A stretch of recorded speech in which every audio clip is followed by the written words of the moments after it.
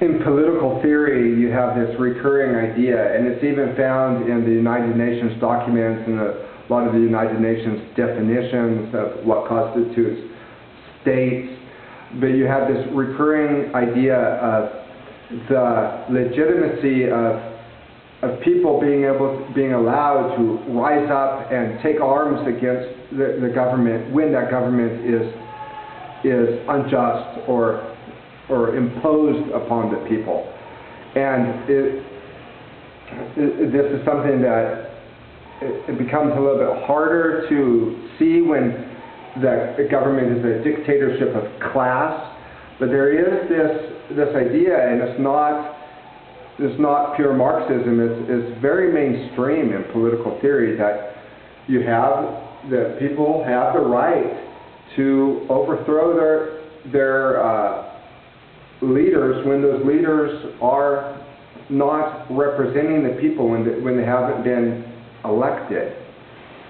So it's treacherous ground that we're on, because you can say, oh, you and you, let's get some guns together and let's go take our leaders out, and you become kind of your own conscience becomes the guide. But if you look at the way the U.S. reacts in many parts of the world, that's their operating theory, is we're going to give arms to those little guys that we deem that are going to be fighting for their rights. We're going to help them overthrow the government, and it becomes justification for terrorism. Okay, but I think you can make the case that there's a bridge between the Augustinian just war theory and the theology of liberation.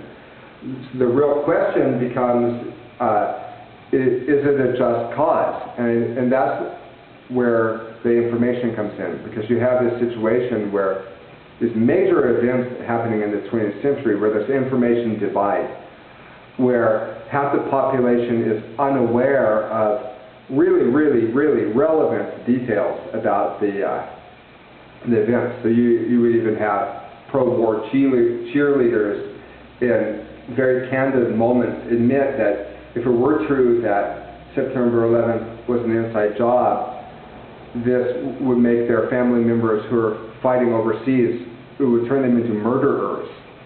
And yeah, that's true.